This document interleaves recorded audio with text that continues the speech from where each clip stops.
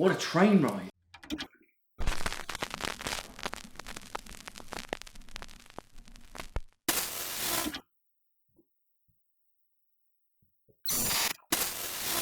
Hello everyone! Hello! Welcome back. No. If you're watching this, you probably know who we are, or if you're a new subscriber, then welcome. Ohno is where we share scary stories every single week. We do. Jack and I write an original story for each other, and we read it out, and to you guys, we throw up some cool video and images, and we just hope for the best. That's literally it. That's it. I think I just summed up the channel. You did. Very well. I think I'm finally understanding like how to explain our channel in a nutshell. At the start, it took us about 2 minutes to even say what it was. We didn't really. We just Didn't kind of really sat know. on a chair and looked at a camera and said a few words to each other. Speaking of chairs, I was just thinking in the last episode we filmed, we should like sell that chair off one day. What? Not Sign this. it and sell Not it. this chair. Yeah. Yeah. All right. We can get. That's from Walmart, but. Don't tell me that. I mean the woodsman, Woodsmart. The woodsman. Because we're Woodsmart. yeah, that's why we're out in the woods. Yeah. It's the only nearest one. This is the second video of this week. It is indeed. It's a Sunday.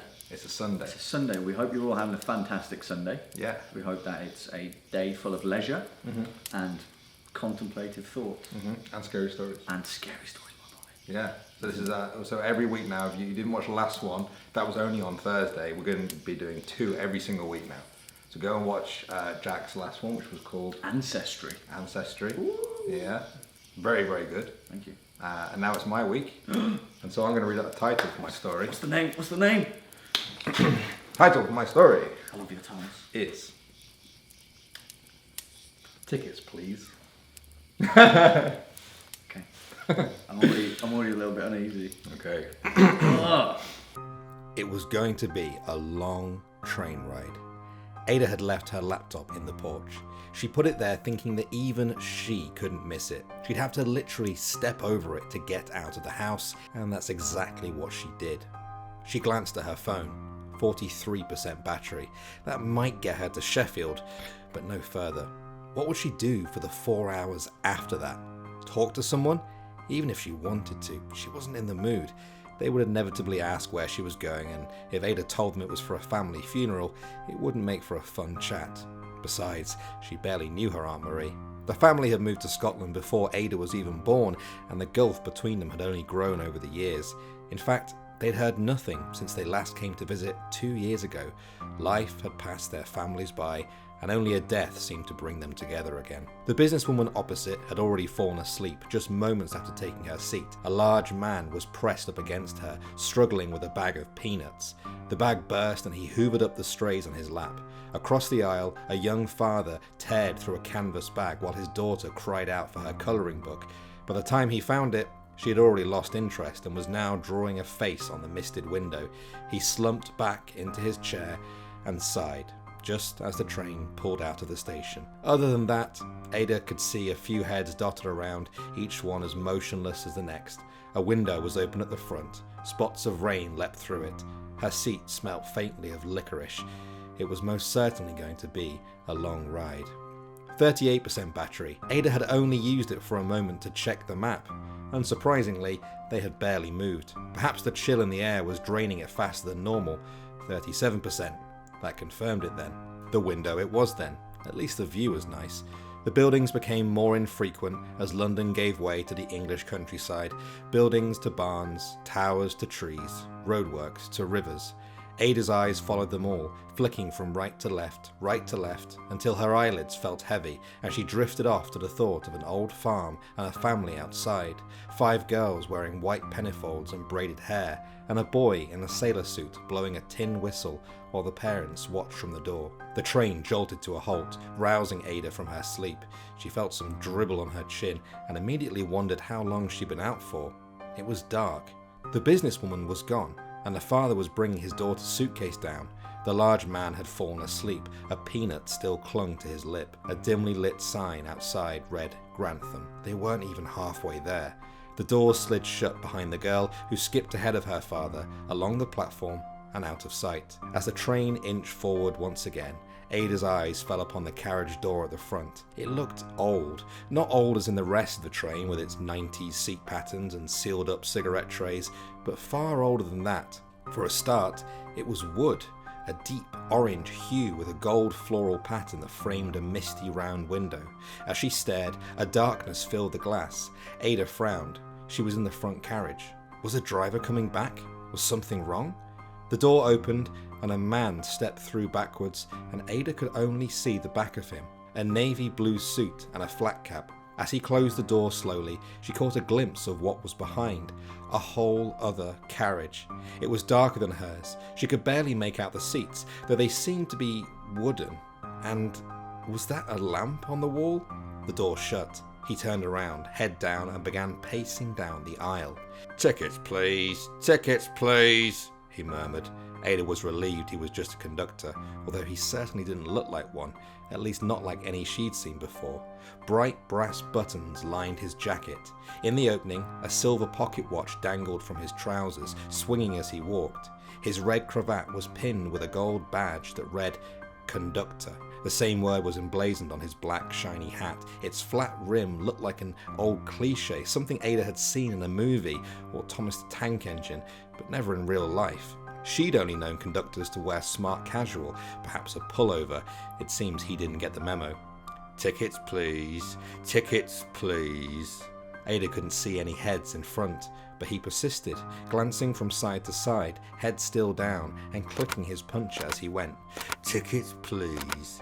Tickets, please." It wasn't until he reached Ada's row that he finally looked up. He had the bushiest mustache she'd ever seen. It devoured his mouth and most of his cheeks before curling twice towards his nose. Her eyes met his, cloudy blue. The mustache smiled. He tipped his hat and bowed slightly. "Tickets, please, folks." He snapped the puncher once more for good measure, gesturing at Ada and the large man opposite, still dozing and unaware of the scene unfolding before him. Oh, no, we're not together," Ada said, fumbling for her ticket in her bag under the seat. At this, the conductor tilted his head quizzically. "Oh, I'm sorry, ma'am, ever so sorry, do beg your pardon. It's not often we see a young girl riding by herself, especially on such a dark and dreary night." He snapped the puncher twice, and the mustache slid to a frown. That was enough to wake the large man up, who snorted himself awake. He seemed startled by the conductor leering over him, and glanced between him and Ada before he realised the situation. He quickly produced his ticket from his pocket with one hand and wiped the crumbs from his shirt with the other. The conductor grabbed it and began tutting. Oh, no. He stretched his arm out and squinted at the ticket with a disappointed look, shaking his head as he spoke. "Oh, no, this just won't do. We've had so many of these recently." "Is there a problem?" the large man offered. "I got it from the machine at the ticket office. I hope that's all right. They said I could use debit and—" "The machine?" said the conductor. "The machine? My good man, you're a brooky fellow, aren't you? A machine gave you a ticket." The last word was punctuated with another snap. The large man glanced at Ada for reassurance, but she was just as lost as he. Yeah, he stammered. I tried to do the collection, but the website kept crashing and..." He stopped when the conductor's mustache began bristling. He leant in closely. "Don't you dare sell me a dog. Are you half and half, sir? Straight out of Bedlam? Are you aware that it's a criminal offence to defraud a conductor?" He stuck the ticket in the man's stunned face and continued. "Oh, no, sir. This talk of machines dispensing tickets and spiders' webs would make a stuffed bird laugh. I don't know what this is, but it is not a valid ticket. Come with me." The man squeezed out of the seat in silence. Ada was just as confused, if not a little worried. She'd seen his ticket. It was the exact same as hers. And she'd also collected hers at the machine. She'd done it 1,000 times before, and there'd never been a problem. The man stumbled down the carriage as the conductor turned back to Ada. His mustache whipped back into a smile, but his eyes stayed stern. "I do beg your pardon, little miss. I'll be back in a jiffy." He tipped his hat and followed the man to the end. The wooden door creaked open and shut firmly behind them. Ada was left alone. It was only then that she noticed the silence, not just inside the carriage, but everywhere. She couldn't feel the train moving at all. Outside was a deep, solid black, featureless, only reflecting Ada's gaunt face, which looked as concerned as she felt. And it was cold. Colder than any rain or open window should make a train, colder than any night since winter. She stared at the door. One moment bled into the next, and then the next, and the next, each one identical, except for her shallow breath and the sound of her heartbeat. Her brain told her something was wrong, that she should go, now, get off, but how? She could be in the middle of nowhere, on a supposedly moving train. That was madness. Her body agreed and pinned itself to the seat. She tried to stand up, but at that very moment, a scream pierced the carriage. It came from right ahead, muffled slightly by the door, but enough to send hairs spiking on the back of Ada's neck. Her heart began instantly pounding. She knew it was the man, and now body and mind were in agreement. Run. She bolted to the back of the carriage, stumbling in the darkness towards the door. It was sealed shut, only more darkness behind the glass. She tried to prise it open, hit the emergency button, and then Ada heard a door open. But it was not her door. The sound came from behind. She turned, and there he stood. The conductor stamped his puncher with each step towards her.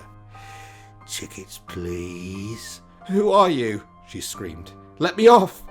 Let me off now! I'm calling the police!" Ada's phone flashed in her hand for a moment, only to tell her that it was powering down, taking the last dying light in the carriage with it. "Tickets, please," he chuckled. "Tickets, please, my dear. We don't want to throw you off now, do we? Tickets, please, my dear." Snap, snap, snap. As he reached her, Ada slumped to the floor and sobbed, "Please, please leave me alone."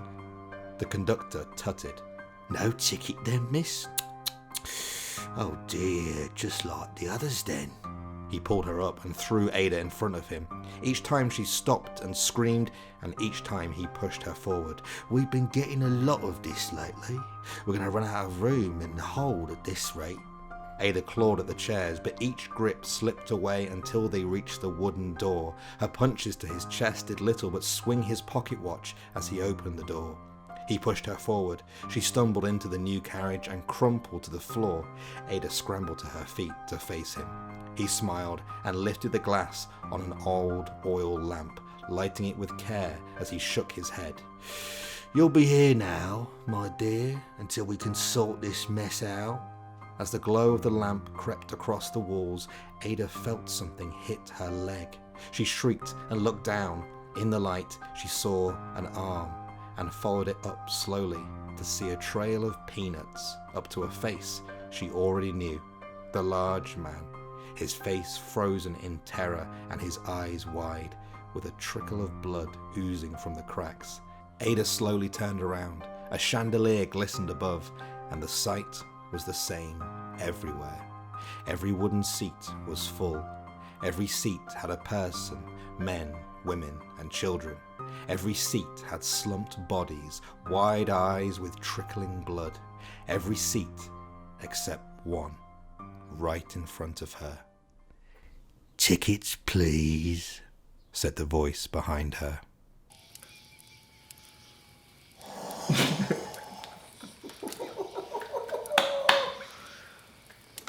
Oh, what a train ride.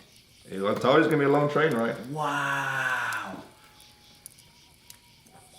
Okay, let me compress that a little bit. Okay, first thoughts, that was phenomenal.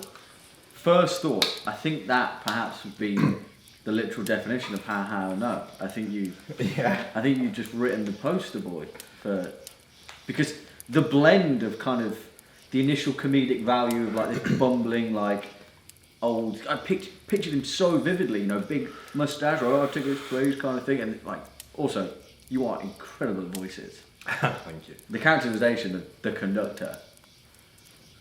Yeah. 2 thumbs up to that one, my good friend. But then, starting with ha ha, Ended with oh no, dude. Wow. You know what was really good about that was that A, it was just a classic ghost story. B, it was a classic train story, as in like Agatha Christie kind of Murder on the Orient Express or something like that. But obviously a condensed version. And C, it was just so cinematic. Like that felt like a really good episode of like Goosebumps or like Are You Afraid of the Dark? You know, the kind of jive that we're going with. And you nailed it. You did like a succinct story with a paranormal enemy, and you nailed it. There we go. You nailed that. Honestly, you nailed that. I feel like if this was X Factor, I'd be like, Wait, is that what a crap reference. Cut that out. the voice? Oh, was that the voice? See, I don't even know. Oh, X Factor's bad. Oh, I is just it? want to hit the button. I was like get off. The Oh, voice is is it? when they turn around. Oh, yeah. Yeah. Sorry. I would have cancelled that. Golden buzzer. That's it. The golden buzzer. Yeah, just really good. Just like a really good ghost story. And that's all I want. Yeah. It wasn't going to be a ghost story as well. Really? No. Okay. Because start to finish, like the setup was immaculate. The narrative structured the way that it's like I said, like you gave such character to like every single person on the train. You know, when you like painting the first kind of like impression of the business lady in the seat fall asleep straight away. You know, I saw everything. I saw her coming on the train, and then literally every person, and then you've all been there. Also, I love the fact that you set it in England. Yeah. Well, we give a lot of North American. Yeah. But I thought that too, but like. Because I mean, train conductors in England are scary enough, right? Yeah. It's just something. It's I don't mind like the stuff that I've written that's based in North America. I can look up a few place names and be like, okay, I can roughly say it there. But so I good, can't- and then Grantham in there as well. Well, that's fairly near to me, but it's also directly on the way from like London to Scotland. See, there you go. See, it's those details that only an Englishman could write. But It's not. I don't know why I said that. but I like, I really like the idea of it being a ghost story, but in like a persistent world where the worlds are interacting. I don't want it to be like, I wanted them to, that guy, as creepy as he is, He doesn't. Yeah. he doesn't know. Like, It was almost like Whovian, Doctor Whovian in that sense. It was kind of like That's what's terrifying as well, because like you made such an asinine figure, essentially a person grabbing tickets on a train. You know, simple kind of cut and shirt. Also, not to hard-working fellows and ladies of the Train Conductor Society. Don't think that was much in your career. We know you're watching. But we know you're watching. But yeah, you know, kind of like to take like such a kind of like simple mundane premise and inject the fear into it. But by not doing anything like untoward either, you know, just his prime directive was you ain't got a ticket, you got to go in the hole. Yeah. Obviously, the final reveal was horrifying because this weird ghost conductor man or whatever paranormal entity shifting between timelines is obviously getting everyone who can't pay and sticking them in there. But I don't know, maybe in the 1910s that was how it was. Well, I don't know. That's where the paranormal part comes in because I don't think they would. Yeah, they wouldn't have whatever. But I don't know. Maybe it's that maybe the transition between the real world and his world does that to people. Yes. You know what I mean? Yes. It's the fear like it's facing, like crossing that void. That's what I mean. You gave us enough, but the kind of payoffs didn't need that enforcement. Do you know what I mean? It was kind of, we already know some things amiss. And again, I'd just like to reiterate, you are so good at voices. Thank you. So good at voices, dude. Like, I was grinning ear to ear when you were full swing, when he was going mental, when he was like really going for it. You were great. You were brilliant, man. Good job. Well, hopefully when I come to the voiceover for this episode, I can do it just as good. Well, yeah, you will. But yeah, it was loose. It was when I said earlier that it wasn't going to be a ghost, or wasn't going to be like a ghost story or whatever, because I took a train recently, and that guy wasn't on it, was he? No, but I just had a really bad deja vu of you saying that. Did you? This exact scenario. That's really weird. We are here quite a lot. No, but you doing exactly that. Oh, Anyway. And yeah, I was looking around, sort of people watching, about just how instantly relaxed everyone gets. Mm-hmm. Everyone people just dropping off within seconds of getting on there. Everyone's just so chill, like everyone just seemed completely comfortable in a way that you don't normally get in a public setting. Yes. We're all just like sitting on there, and it's silent. Everyone's got headphones on. It's absolutely silent, and it's not the same as like other forms of transport. It's not the same as like a subway, No. where you're sort of conscious of everyone. And I don't know what it is about a train that's sort of rolling through the night. Everyone feels like we're all in this together, and it's A train quintessentially it is in itself a horror concept. Do you know what I mean? There is something about being in a bubble, like you say, where everyone's completely and utterly relaxed, travelling at high speeds through the night, through the landscape. That in itself is such a kind of relaxed but remote notion, right? And when you inject something into that, which goes against the status quo, i.e. some hell-bent train conductor who's slipped out of his timeline. Yeah. That's what I mean, but that's what I mean by it being like such a good ghost story, in that there was, like a train, there was a clear A, B, C, which was final destination, I guess. And I love that. I think I appreciate stuff like that so much, you know, because I kind of get hung up on like, you know, flowing different kind of narratives in and like alluding to different things here and there, but I really appreciate a succinct piece of writing that can go bam, bam, bam, and still have great results like that. So good job, mate. Well, I mean, I think I've definitely taken a little bit from you doing more. You do a lot of setup in your stories, and the payoff is towards the end. I think the first couple that I wrote, it was like instantly creepy. I instantly wanted to drop them in there within like the first maybe minute or two of the story.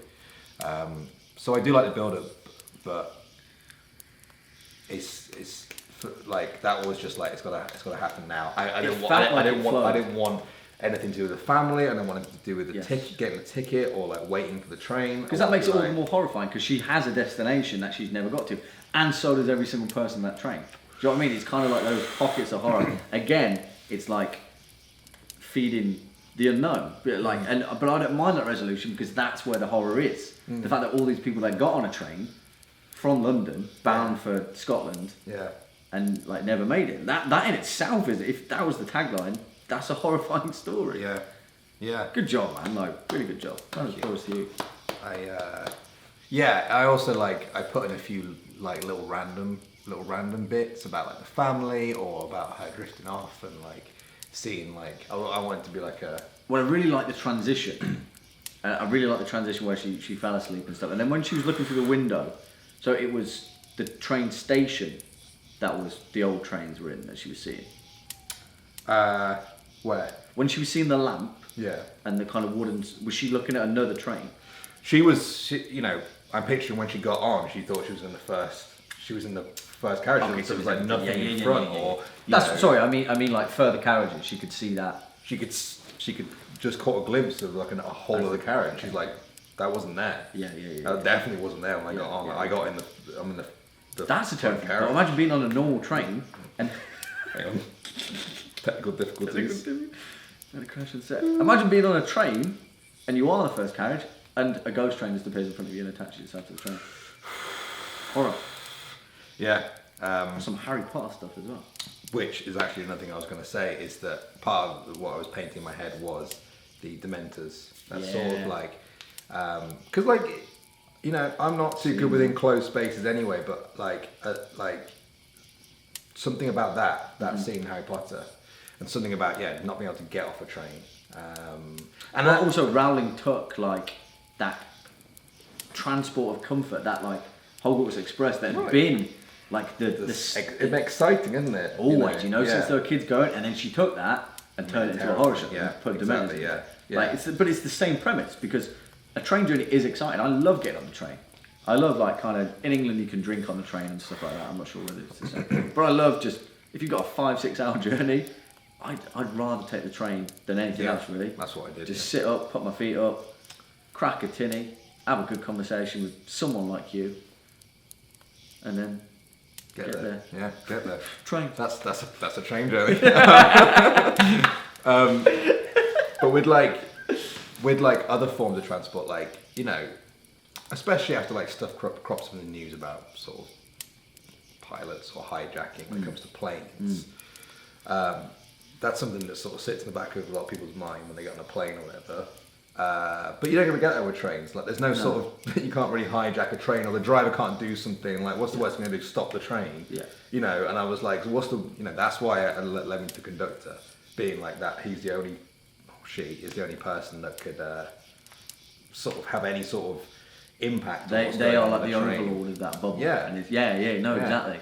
And yeah, it's that weird sort of authority as well. And as a final note, like, I loved how kind of he became like this at the start, some kind of like really comforting, like jankly old man, kind of like, bah, take it, explain, how's it going? Yeah. It's like, see, I'm crap at accents. But and then he never really stopped being that.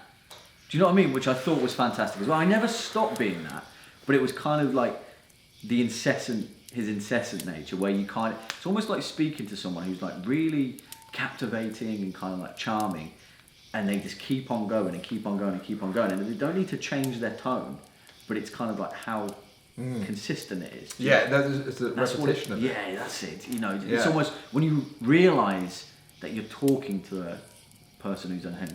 Yeah. And that's because they, you know, there's so many characters in horror fiction and cinema and stuff like that who are so kind of like charming and out there, and you're like, oh, look at this guy, he's crazy, but like, keep going, and put it in the wrong setting, and suddenly it doesn't get funny. Repetition's creepy. That's what I mean about it being ha no as well. You like, it instantly kind of switched. It's not a normal human thing. I mean, that's the thing. That's what the phrase "tickets, please." Yeah. That's just a phrase that we just Repetition, accept. You get on the train, and it's normal to hear someone saying the same phrase over and again. But if you keep saying it over and over again, you cross a sort of barrier, and you're like, "What the hell?" Like, there's no sort of, it's just dead behind the eyes, you know. Like, it's just a phrase. You hear that on a train, and you don't even. That's not scary. Yeah. But it's someone walking up and down saying the same two words over and over again, which is creepy. One thing I remember what I was going to say. I know we're going waffling on here, but the reason why it ended up being sort of two worlds meeting one was because I couldn't decide what I wanted it to be. At first, it was just going to be a modern train set with a really modern conductor. Something creepy was going to happen, and I thought, why not set it in the past? I've done a few modern ones now, and I thought Victorian. I started to write a Victorian one, and it wasn't fitting right. That's why the two worlds. It wasn't meant to be a ghost story. It honestly wasn't. It wasn't. Only when I saw those two worlds colliding, I was like, the only way they can really collide is in that sense. See, I'm glad you did that though, because like, not saying either or would have been the right or wrong way, but the collision of them is where it's so good. Like, that's what I mean. It's Whovian. It's Stephen Moffat will be proud. Thank you. Thank you. Hey, Steve. Hey, Steve. Hey, Steve. Scores on the door? Mm-hmm. Okay. The moment you finished the final night, I had a number in mind. And I think you kind of hit something that I felt that you had with the Balkan. If you haven't seen Danny's previous story, the Balkan is peak. Don't know why I did that, sorry. But I felt like you maintained a mark from that kind of sense that you gave me when you did the Balkan. So this one is an 8, a flat 8. You okay with that? Yeah. Yeah. No, 8 feels right. Yeah, no, it feels right. 8 felt right as soon as you finished. I feel like that is, and I think it's fitting in the fact that, like I said, it's a concise, succinct story, but it was really, really good, which is difficult. Mundanity. Simplicity is easy to do, but to do simplicity well is mastery. Wow, I've mastered something. You mastered train horror. I've mastered simplicity. No, you mastered train horror. Oh, train horror. Oh, yeah. Don't get ahead of yourself, mate. Train horror. Okay, so I can do train horror. Train horror. You just got your level up. Okay. Horror. So I can do maybe another train horror next week. Oh, mate, you will be a master. They tune in every week. Tune in. The train. Tune in. Sorry. I'm not funny. Say that. Anyway, thank you so much. Yeah. For tuning in to our 16th. It's August 16th. Yeah. 16th episode. Sweet 16th. Sweet for us. 16.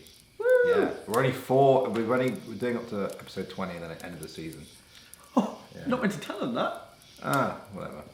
Anyway. If you heard that. Well, you were still watching. You deserve to know that. Yeah. We've been going on so long. Yeah. Okay, guys. Well, thank you so much for tuning in this week. If you have a story of your own, please send it to this address, howknowstories@gmail.com. We read all of them. We'll read them out on our live stream because we love it and we love you guys. Yeah, but time to end the video now. Yes, it is. Right? That's Jack Finch. This is Danny Burke. You've been watching How Know. Thank you so much. Tune in next week. Let's blow out this whole fire, shall we? Bye-bye fire. Choo choo. What is that? I don't know.